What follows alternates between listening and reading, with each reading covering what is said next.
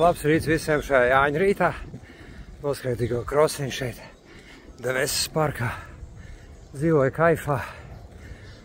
Atbraucu dzīvot uz Spāniju, lai varētu kaifot, lai varētu sajusties savādāk, lai varētu ieiet nākamajā līmenī. Sakrita tā, ka tieši atbraucot uz Spāniju, īsti pirms tam jau, sāku strādāt ar sevi, ar zemapziņas programmām, sajūtām. Gāju pie speciālista un sāku vienkārši strādāt. Samaksāju smuku naudu un sapratu, ka tālāk vienkārši nav aršana. Un tālāk atbraucām šeit dzīvot. Kolosā pilsēta Žirona. Kolosāls parks, sajūtas. Sāku strādāt arī ar citiem. Mūsu akadēmijā, kur mēs mācījāmies, mums bija non-stopā jāšancē ar citiem, reāls sesijas jādara. Un tā manas dienas, man rīti, mani vakari pagāja šeit. Skrienot, pievelkoties pie stienīša, klausoties webinārus, mācoties visu par hipno-coachingu.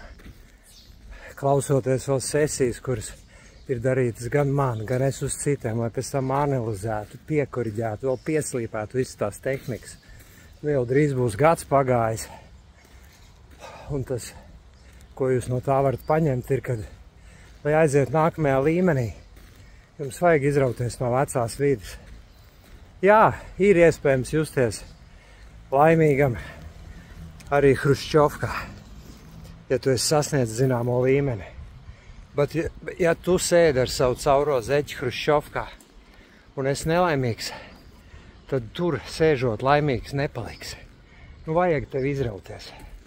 Ja tu pamosies šorīt pie piemēram Jāņa galda, un tev viss besī, un tas notiek jau kārtējo gadu, tad ir vērts padomāt, varbūt vajag sevi no tās vides izņemt ārā.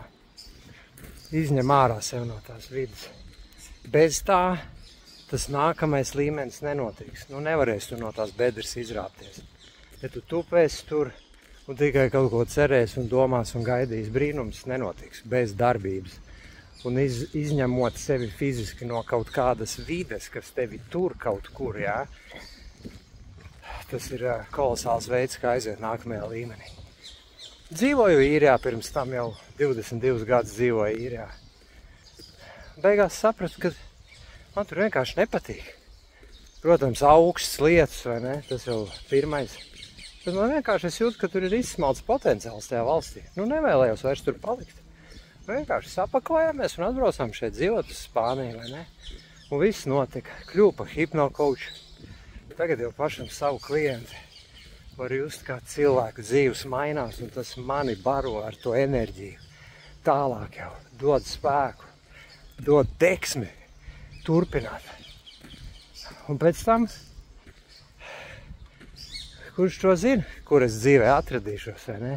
Tad jau, kad tu esi ticis tajā līmenī, kur tev var teikt viss pie kājas, tad var būt kā tas Diogēns senajā Grieķijā guļ mucā. Un viņam tā apziņa, ka viņš saprot, ka ne jau tā vieta nosaka to laimi, vai ne? Tā laime jau tevi sirdī. Bet, lai izkāptu no tās bedres, vajag tev vidīti mainīt, vajag. Bez tā nebūs.